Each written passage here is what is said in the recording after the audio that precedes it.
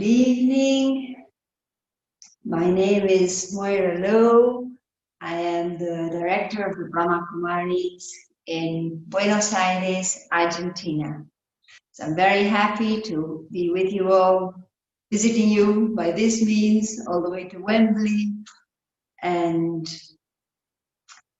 the topic for today about when we are fed up of conflicts, we can give peace a chance.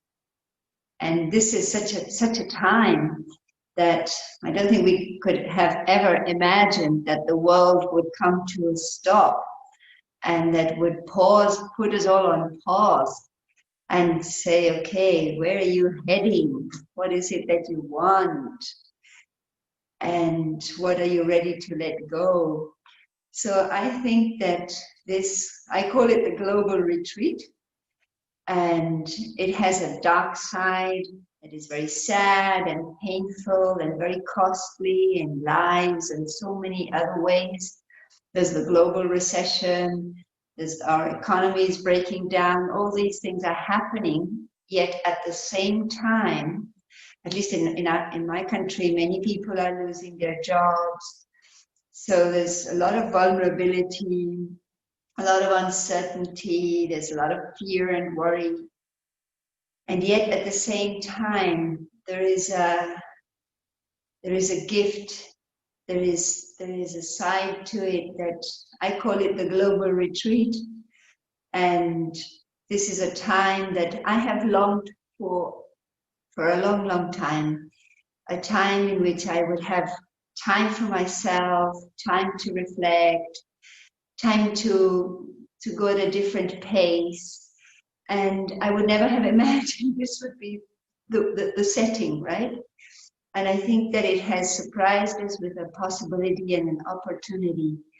So for many people, it has meant to come back home, to be in a family setting, and maybe people are working at home. Children have been educated at home, so maybe sharing not only the space, but internet and many other things. So for some people, this time together may be like a real gift, like never had so much time with my family. And for other people, it might have represented a huge challenge, because that might be the problem, too much time with my family. But for other people who are on their own, then a time to be with myself, a time that for moments may be a gift, and for moments it may be a real challenge. And I think that the common thread for all of us is no one can escape from facing myself.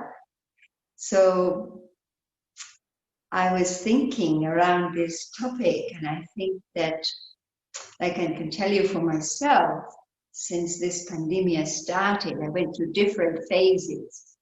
And at the beginning, I think I was very excited about the fact that here we are being isolated, and isolation meant connecting. This was a big surprise for all of us as well, that we are now hyper-connected, and we have either made the world very small, like a village, so we're all together, we're connected, you can learn everything anywhere from everyone, or we have made our world very big. So both ways it works. It's just a wonder. And yet that time was quite exciting to see that in Argentina, we immediately closed, I guess like everywhere else, we closed our centers, meditation centers, and it's sad to feel that our students wouldn't be reaching us, but then we realized that everything could be done online. So this was, wow, a new possibility. And I just wonder, how come we didn't realize about this before?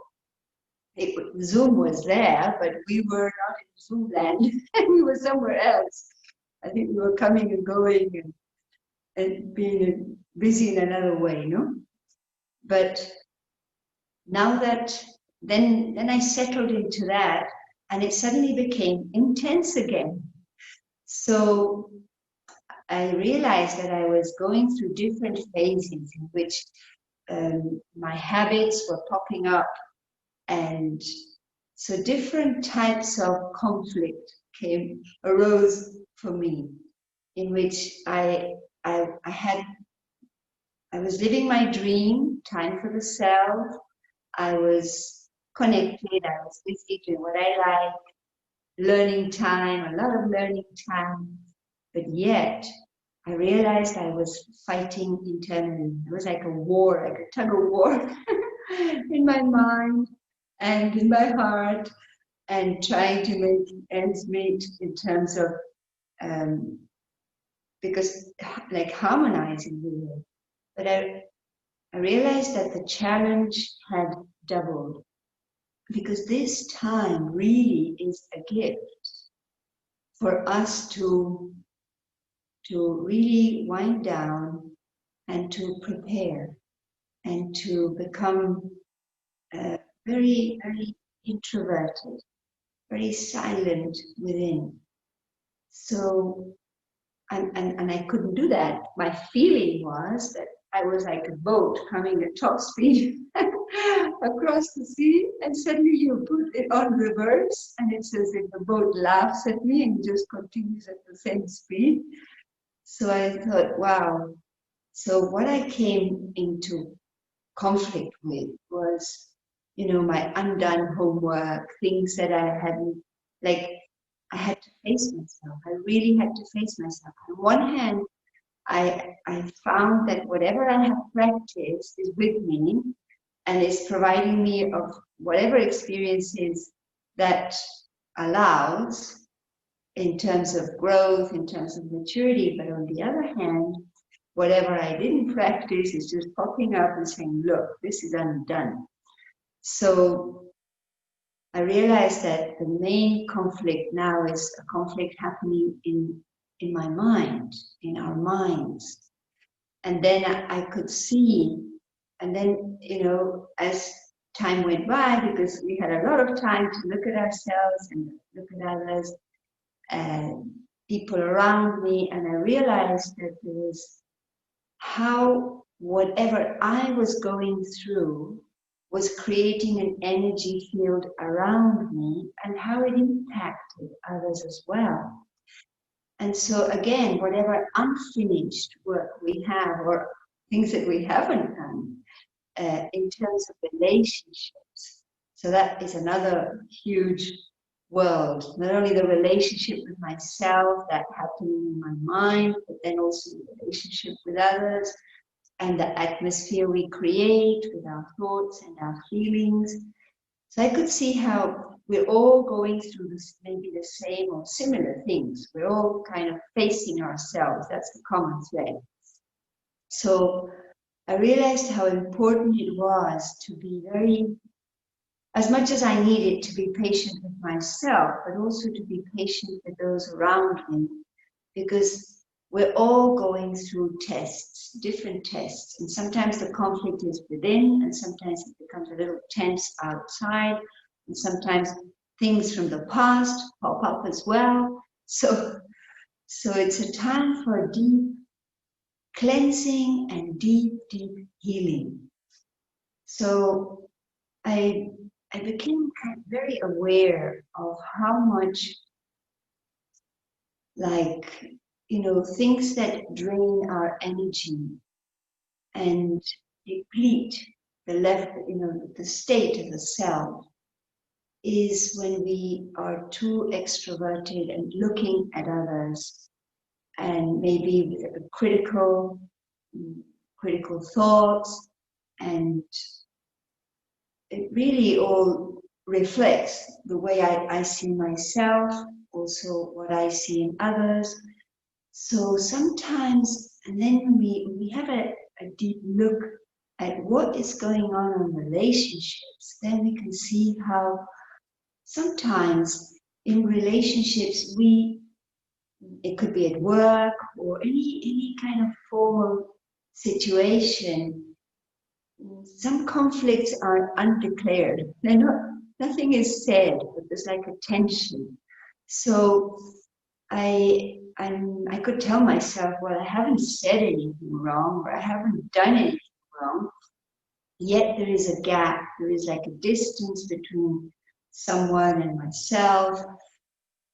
And so when we look deeper within, we can see that what really impacts the way we connect with each other is really my vision, my thoughts, and my feelings.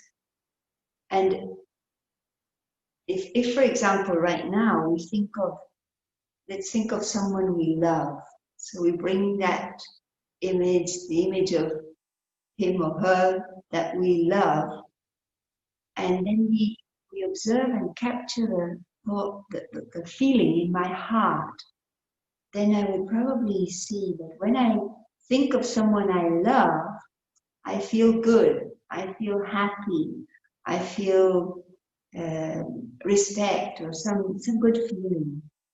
But if right now I was to think of someone who I feel provoked by, or I have some kind of conflict with, so I bring that image into my mind, and I see him or her with whom I have a tense situation.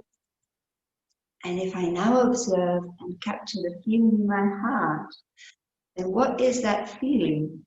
Maybe I feel resentment, or I feel some kind of grudge, or I feel some rejection, or even just criticism. So I can, if we see this within, the deep secret is that which I choose to see, I will think about, and that will determine the way I feel. And my thoughts and my feelings are a vibration. And that vibration could be compared to the fragrance of a perfume. It would not be possible, for example, if I disrespect myself, that I would respect others. Or if I have no, if I appreciate myself, that I would reject others. So either way, it would be like, once I heard something which was very interesting on this regard, is that you can't wear a perfume and spread a different fragrance from it. So if I respect myself, that would be what I would somehow radiate or somehow emanate towards others as well. And if I reject myself, it wouldn't be likely that I would appreciate others. So thoughts and feelings are like a fragrance, and they connect. Because we are that living energy, the soul energy, the living being within the body. So our energies have, we create around us an energy field which is charged with the quality of the state of my being. So when we walk into someone's energy field, we connect with their energy, and likewise with myself. So whatever we send out into the world will touch people's lives, and maybe way beyond my words or my, I may not say anything or even do anything, but that will reach. So sometimes we could see that there are relationships that are either very cold or not, like nothing there at all. And there's nothing wrong, but there's also nothing good. Because maybe my vision, my feelings, and my thoughts are highly critical, or maybe not even appreciative at all. So this is something we need to look at. Because sometimes we could just, from an ego perspective, we could just justify and say, well, I don't know what's going on. I never say anything, or I never do anything in this regard with someone. Yet, I don't know why someone is distant or indifferent or avoids me somehow. When we see that people would prefer not to be close to me, then, and maybe this is my case, I haven't said anything, or I don't even see them too frequently. So when we come together, still they would not prefer to be in my company. Then I have to think, what is it that I am doing with my mind? Because with our minds, we bring people close, or we push people away. And this is very powerful. We have to be very, very sincere with ourselves and see, where am I at in terms of relationships? And this is very, very good time to do this. And so I think that this kind of deep look into myself can bring a lot of change and give a lot of space for healing. And we will find, if we want to really, like the topic says, give peace a chance, we would have to really look at the patterns, the patterns that repeat again and again and again. I'll tell you my own experience, like a story. Once, many years ago, I would say like 12 years ago, a friend of mine came to visit Argentina. She was an old woman. She lived in Cambridge, near you. And she was, from the circle of quantum scientists in Cambridge. And when she used to come to Argentina, we used to have these long conversations about her scientific perspective and our spiritual outlook. And so it was very interesting. And once I just commented to her, she was a Spanish woman, and I said to her, I have a very serious anemia, and I have to overcome this. I have to give it time, because it was a time I was traveling so much around Latin America, around Argentina, and some other places as well. And I didn't stop. So I said, I have to stop and give some time, quality time to my health and sort this out. And she said, in her Spanish, accent, she said, when you heal the anemia of the soul, you will heal the anemia of the body.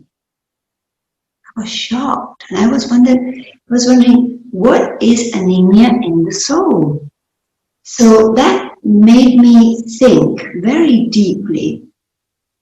I became very introspective, and I started looking right back. So the question I asked myself was, what weakness in this soul that I am have I taken most sorrow from in my lifetime? So I kind of went into a retrospective mode back to my childhood, where I started seeing what things I took sorrow from. And one value that I really cherish is justice.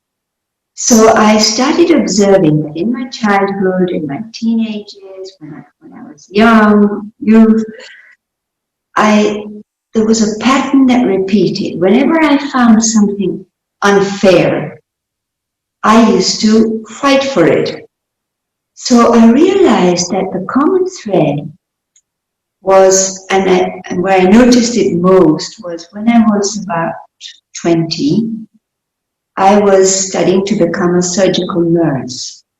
And we were trained in a public hospital here, and the systems are so abusive. They kind of,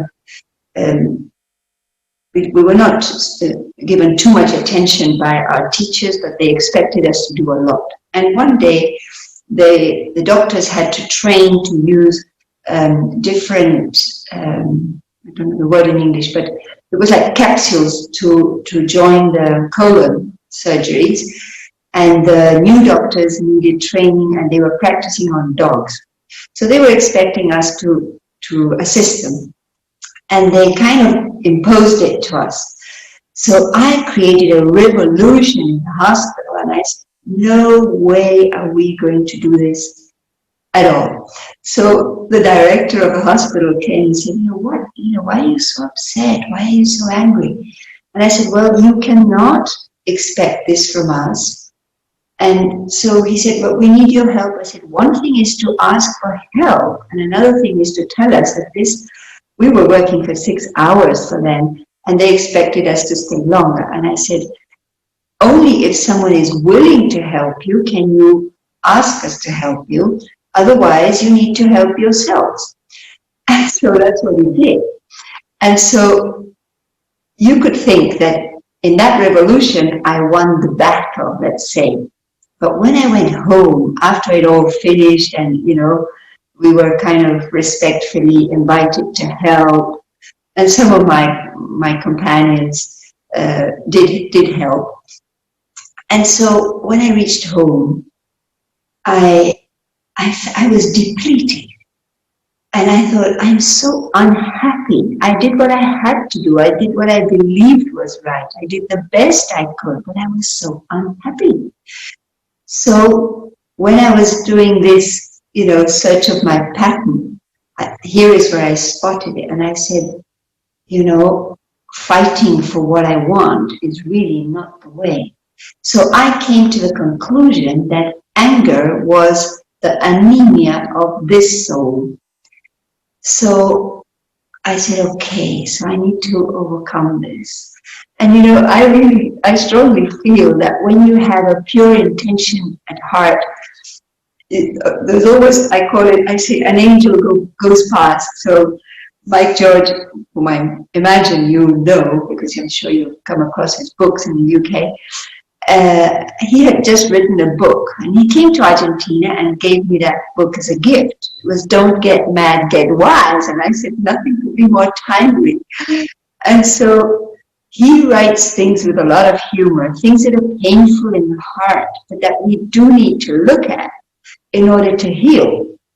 And I remember in one of the things that Mike was saying was things do happen for us, but they don't happen to us.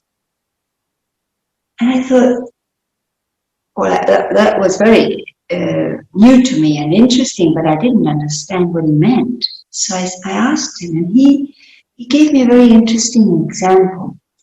So then he said, suppose you have a provocative situation right next to you, the one who pushes your buttons is right there.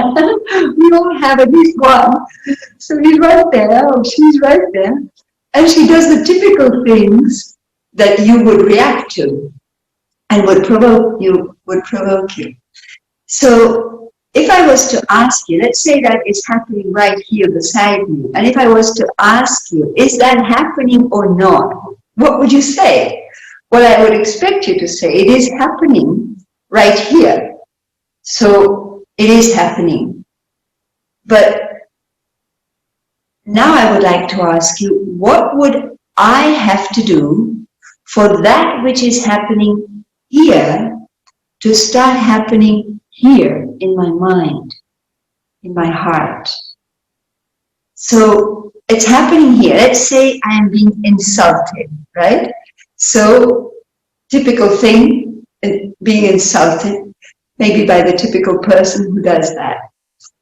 So if I start thinking about that, if I say things, like, how dare he say, or how dare she say that, who does she think she is, and she said this and that. So I would be now thinking about it. So now if I ask you, where is it happening?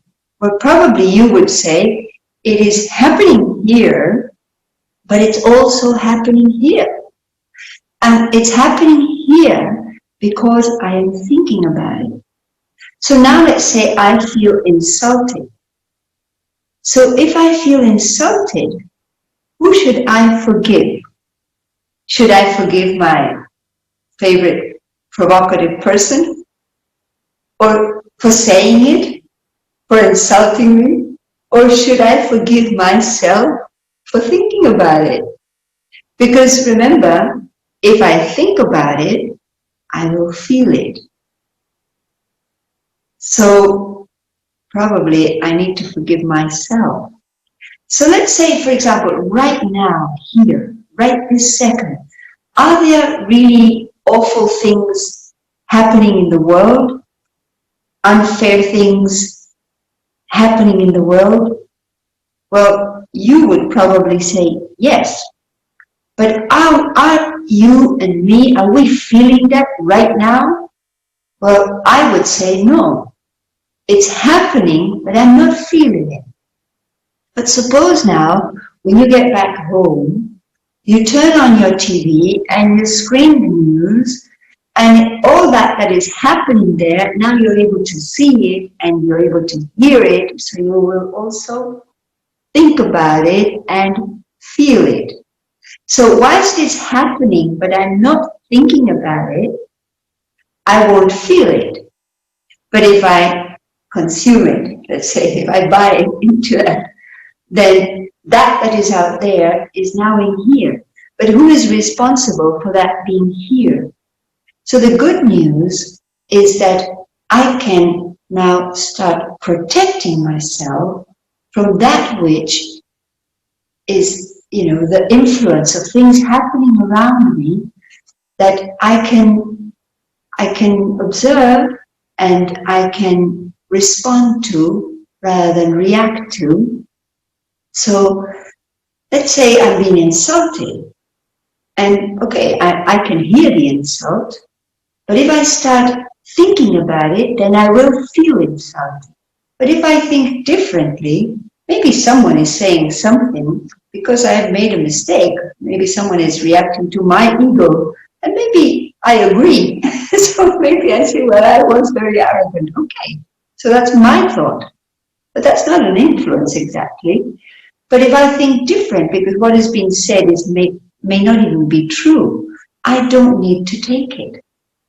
So if I don't take it, then I'm not hurt by it.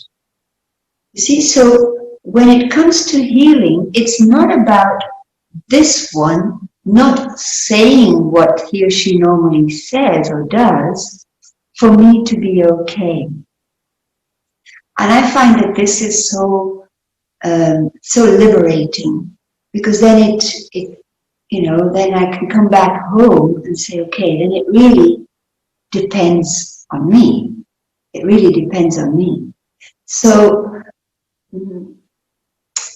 what would it take to heal if I have hurt myself because I have exposed myself to a lot of influence with no filters? It's like everything that was there came right in, So now I need to look at it. One first thing is I acknowledge that only I can hurt myself and only I can heal. So then this will allow me to stop the blame game. So I would not project my feeling on somebody else, thinking that I feel like this because of that. Because that makes me, it's like I give my power to the situation, to the person, and then I become powerless. You see? But when we have a deeper look into our mind, and then we see that it is what I think that creates the feeling, then I can choose what to think. And so then at least I'm a step ahead in this journey inward to taking responsibility for the way I feel and for what I want to feel. So it's very,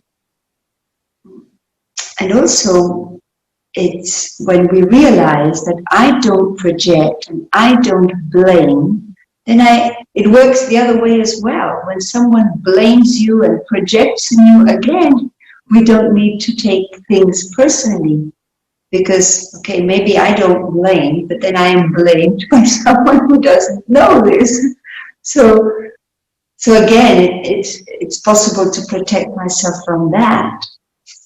So for whatever, it's just great to be able to come back home to myself and explore. So one thing that, if we have hurt ourselves, because for me it was very, very revealing and liberating to identify the pattern. And looking back, I thought, okay, we have projected on so many people along the way until I reached this realization. So maybe they are not there to blame at all. Once I was in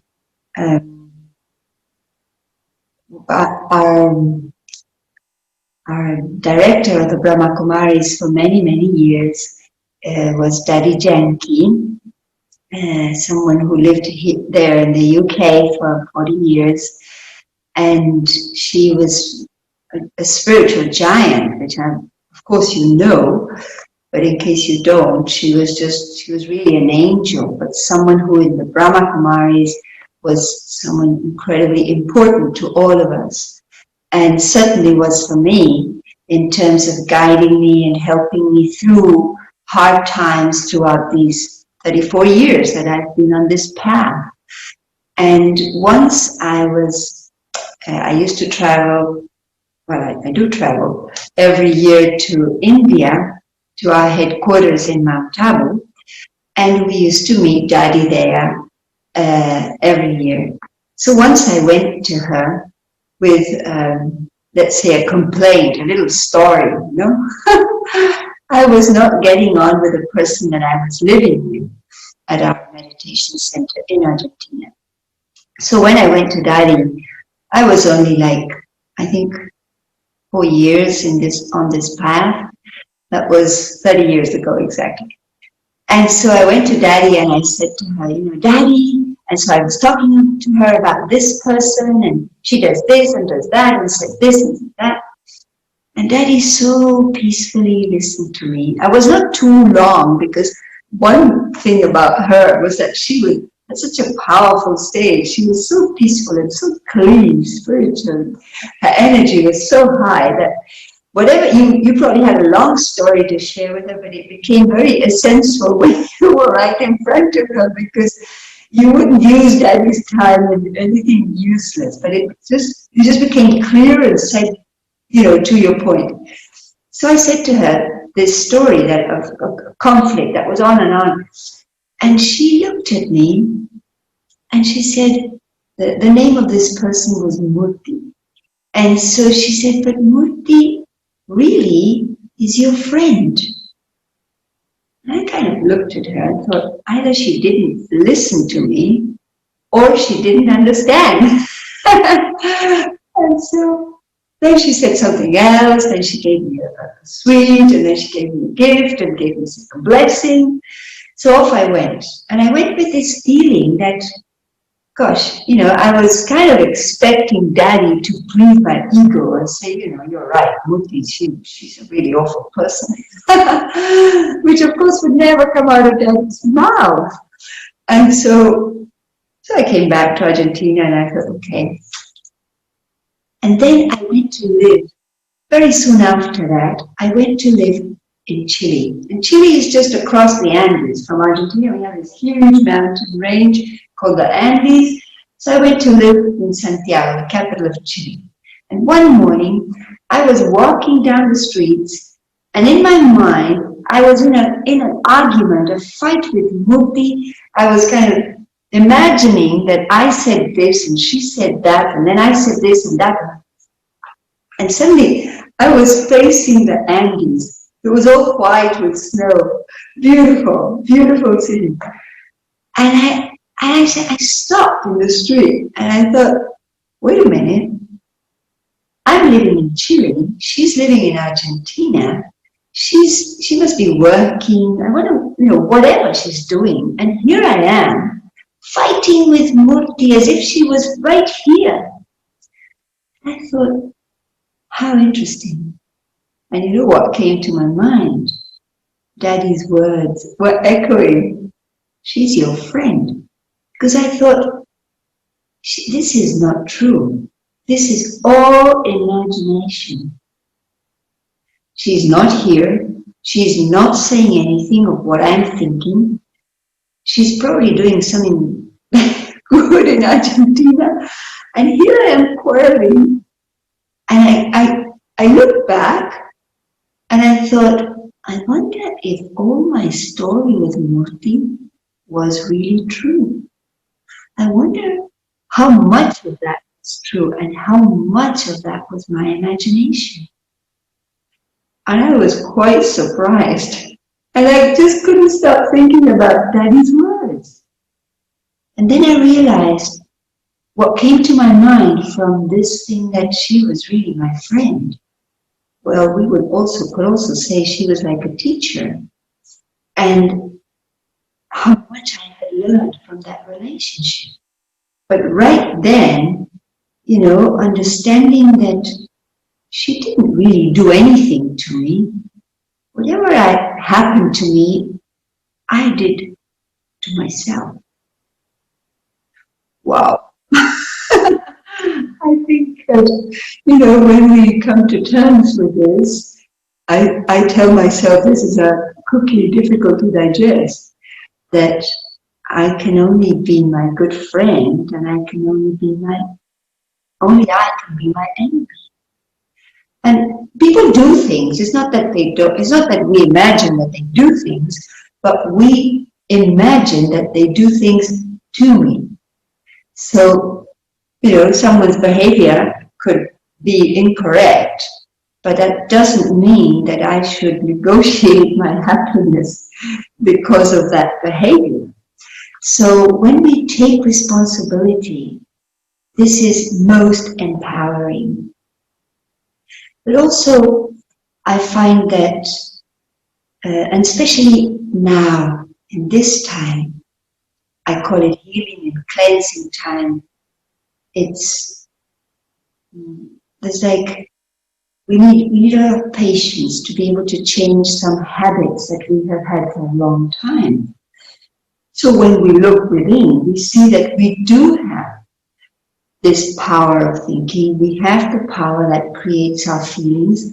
That is the power, that is the creative power of life itself. Whatever thoughts I choose to think are determining my life entirely. And it's not that I can control things outside of me. Things may be anyhow, or adverse, or great. But I can control or decide or choose, I like to choose really, what I do with it, or how I respond to it. So in order to learn to respond, we need to regain that freedom that comes from gaining a deeper perspective of everything and anything in my life. So when we, if we observe a reaction, we will see that, let's say I'm being insulted, so I may snap back or even avoid or do something, but it would be a reaction. But if I want to respond, then I need to become the observer, not only of the scene, but the observer of my feeling, the observer of my thought. And when I'm able to observe, so maybe I I withdraw, maybe I withdraw, and this will give me perspective. This will allow me to see what's going on. And in this, I would, the word that comes to my mind is like, it creates like this introspective withdrawal will create like a chamber where a reflection will be created. So maybe in that space, I can ask myself, what do I want to do? Do I want to say anything, or is it safer not to say anything? And if I do want to say anything, what is it that I want to say? So by becoming introspective, by coming back to myself, I regain the power to choose. I think that the greatest gift of spirituality is the power of choice. That we reconnect to when we come right to this creative power of the mind, in which we are able to see the different kind of thoughts that we create, so we can see what happens when my thoughts are creative, deep, significant, and what happens if my thoughts are negative, always living in the past, always critical, always seeing the half glass empty. So how do I feel? And when I'm able to see the difference, then I would certainly be faced to a possibility of saying, well, what is it that I want to feel? So I will choose. And sometimes thoughts that I'm able to observe are neither negative nor positive. They're just ordinary thoughts. Thoughts that may be necessary, but just ordinary. But overthinking ordinary things would have a negative effect in the way that I feel, in the sense that my energy is drained. So, when we think too much about things, when we think, sometimes we live in the past, and it may not be a negative past, but we're not in the present in any case. And you're always dreaming of the future, so again, I'm not present. So these kind of thoughts are what we call waste thoughts. And so then that is energy. It consumes the energy, which means that it brings the level of vibrations, the level of the state of being. It runs down. So when that happens, it could happen because of negative thoughts, it could happen because of waste thoughts, but for whatever reason it happens, I lose clarity. So if my energy is very low, then I have not only no perspective, but also no clarity. So what we can do is come back home and assess what is going on in my mind. And so start practicing with what is it that I want to feel, and start thinking about that and creating, we need to visualize and in a way stick to what we want with a lot of determination, because the patterns, for example, the pattern of the habit of criticism is so strong. And so it automatically takes us out again. And sometimes criticism is about self-criticism. So it's, to treat ourselves in a loving way, to be accepting, to be forgiving, is like, embracing myself. And it does require patience. It does require time in solitude, time to look at what is very powerful and significant about me. And we have to bypass all these negative habits and come back home to the deep, deep feeling where I can see myself as a peaceful being. Because we are not happy when we are in conflict. Because conflict is not our nature. Nobody gets up in the morning thinking, the more I fight today, the better. So when we're in a conflict, we're just not comfortable. We want to come back home. We want to come to that, to the center of the being, where I feel that I'm naturally comfortable, at ease with myself.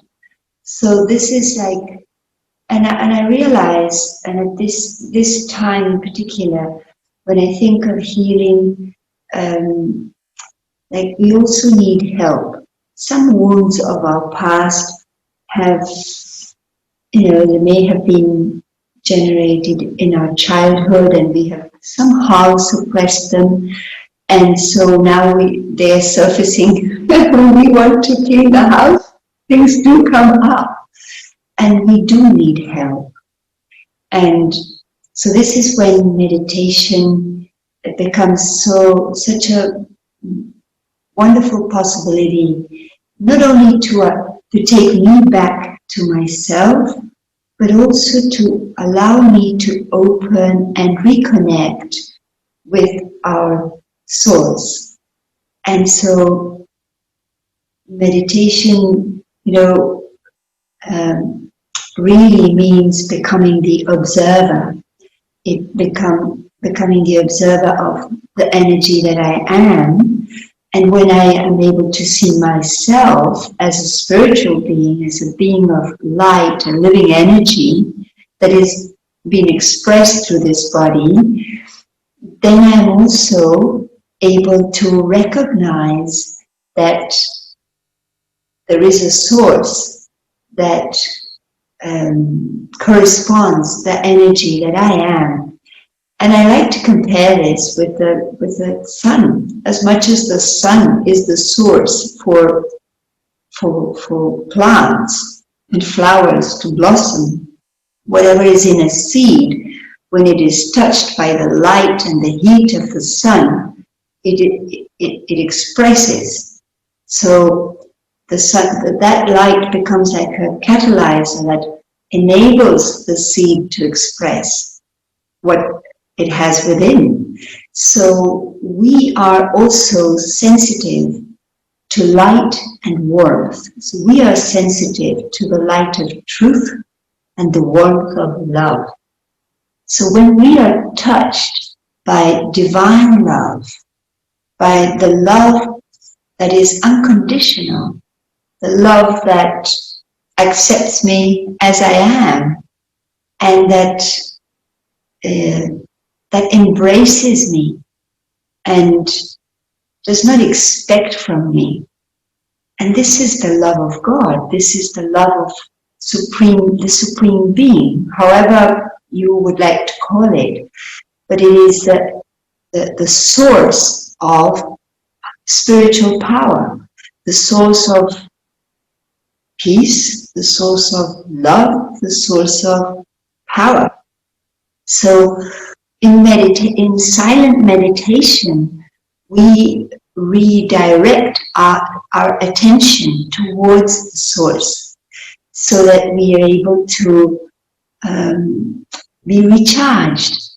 Because as much as the sun is the source for plants to grow, because it emanates, it radiates, and the sun, I mean, when we're during the day seeing the light, we're seeing sunlight, but we're not seeing the sun everywhere, we're just seeing its light.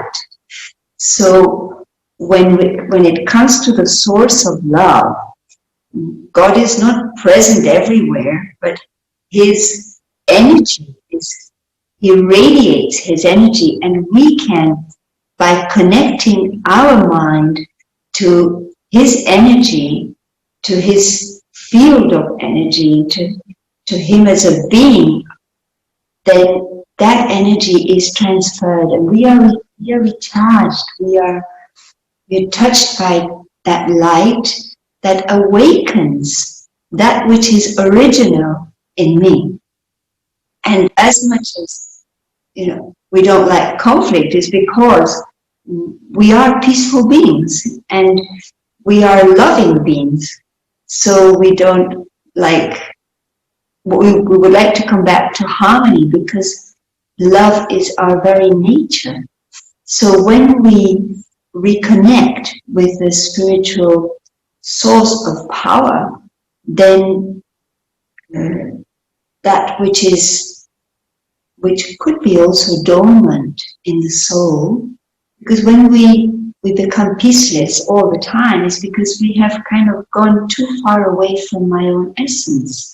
So it's like that energy is there, but I am not experiencing it. So when I come back and I reconnect, then that flow of natural energy of being who I am is awakened.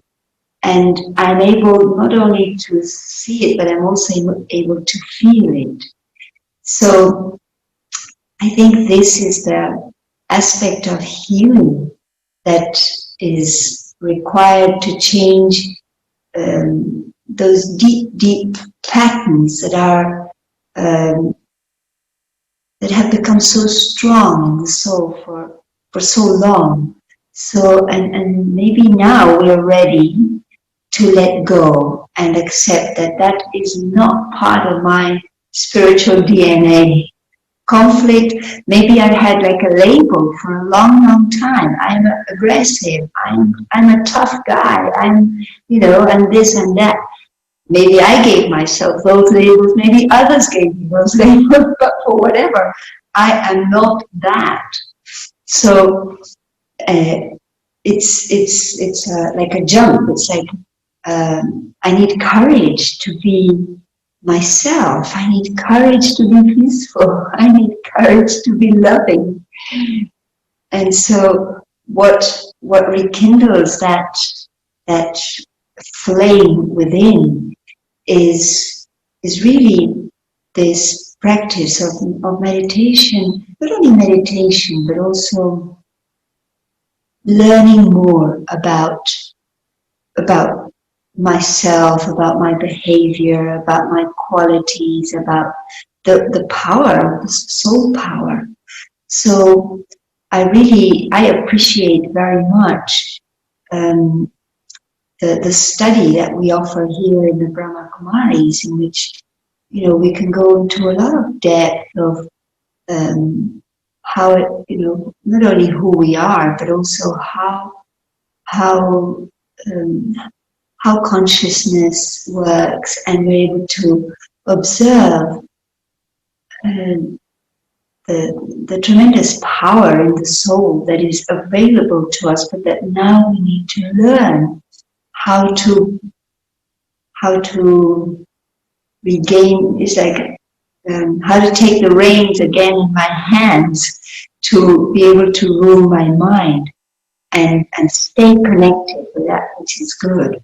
Because the more I see what is good in me, the more I will be able to express it. And as much as I see it in me, then I will also see it in others. When we are very critical about others, whatever mistake, sometimes our eyes are so trained to just criticize everything and everyone. It is because I don't see anything good in me. Because then when it comes to me, I'm harsh with myself. So training the other way is something which is, it seems hard at times because we're used to our habits. We're used to believing that I'm a strong person because I am aggressive or angry or this or that. But we're not. That is not our power. Our power is really peace. Peace is a real power. And when we become calm, this is when we gain clarity again.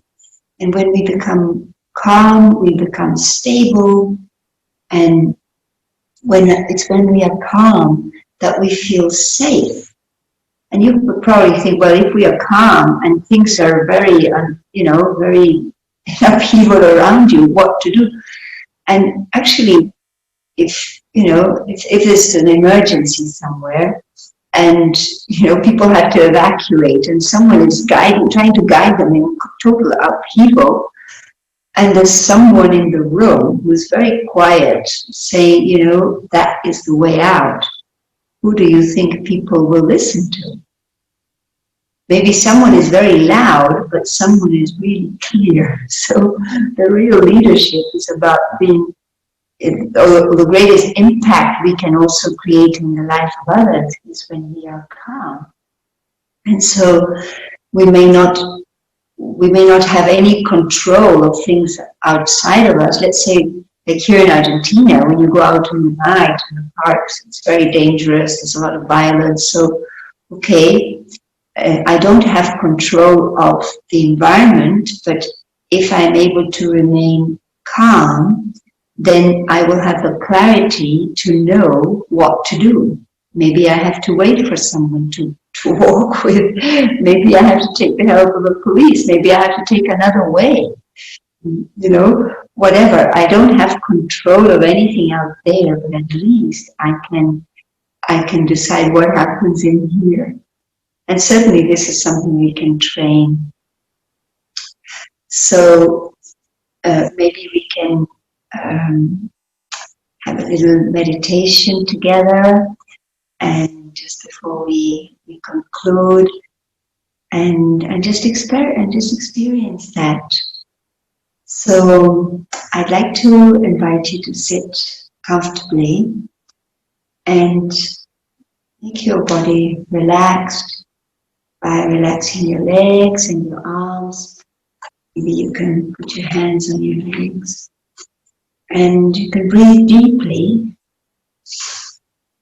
And with each breath, we can release any discomfort, any tension. You can move up your shoulders a little bit, make them comfortable.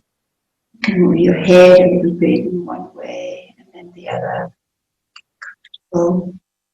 Relax your neck and your face.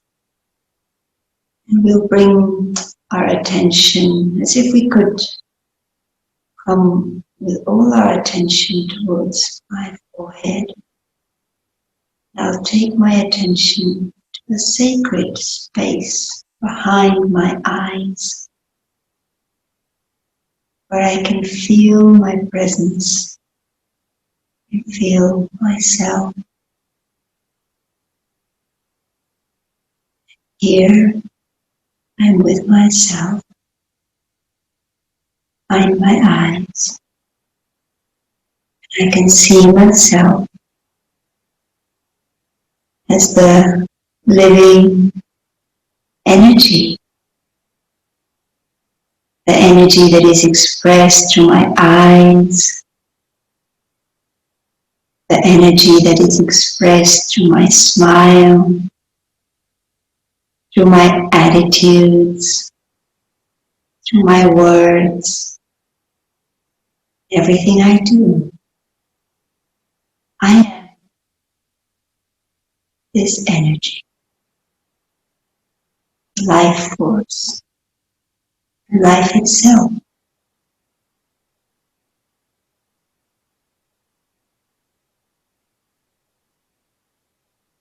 I am a very powerful energy, a conscious being.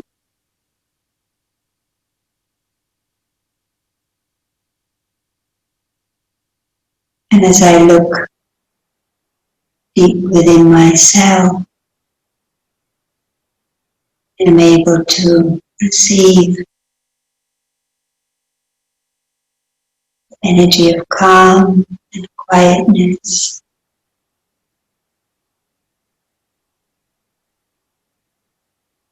As I go deeper, see my inner peace.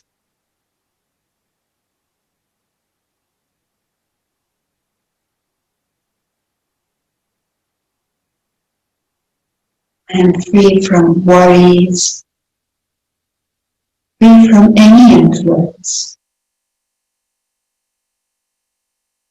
This feeling of calm, I am completely safe, no fear.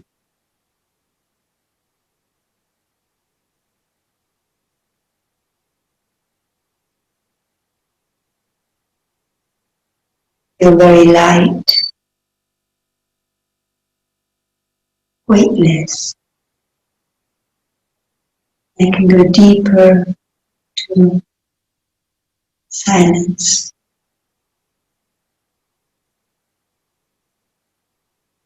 I can take my attention beyond this body, as if I could see this body from outside, holding on to this feeling of quietness. And I can go beyond, deeper silence, beyond this place, beyond the mundane and temporary, beyond all places,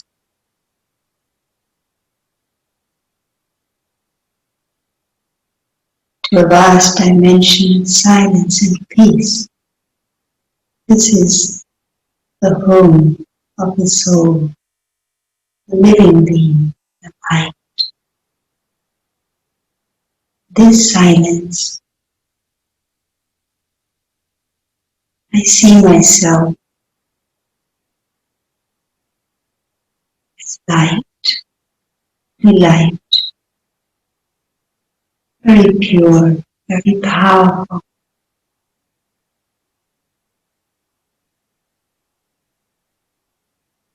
surrounded by peace. In the presence of the divine being, the source,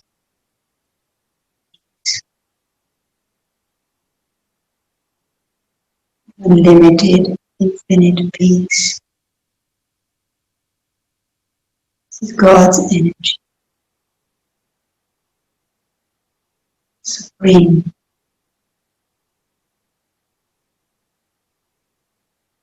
Waves of peace embrace me.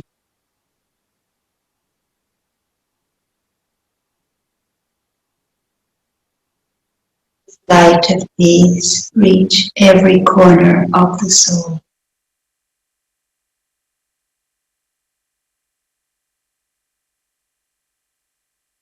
And I'm able to absorb power of peace, His silent presence, His divine light.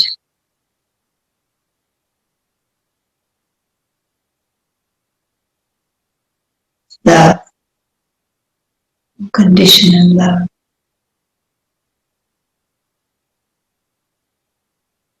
pure love.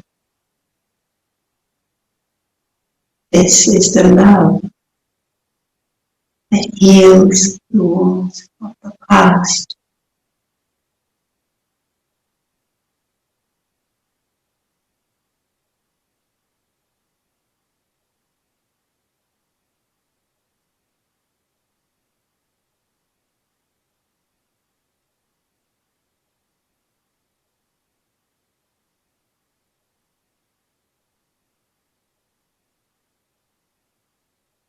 And in this awareness,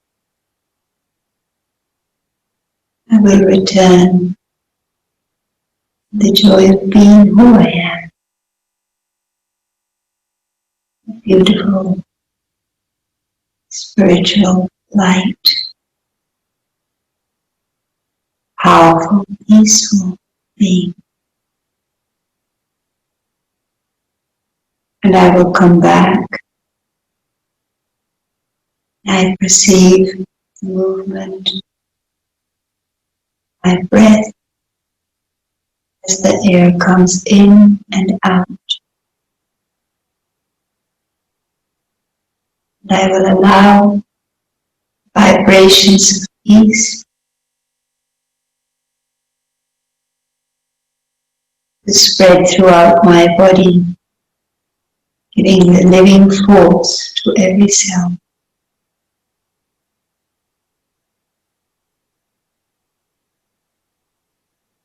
Allowing peace to spread all around me.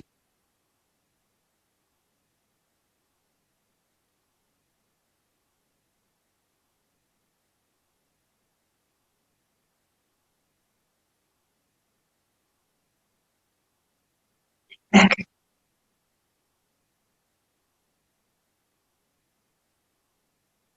So this is something we can practice again and again. Come back home to myself, back home to the divine source of energy, back home to silence. Allow that soothing energy of love to heal my heart so that I become one again. So, thank you very much for being with us tonight. And I would like to leave, but not before letting you know what is next for you. Your topic for the next lecture is overcoming insecurities. So, wish you all the best and good night. Om Shanti.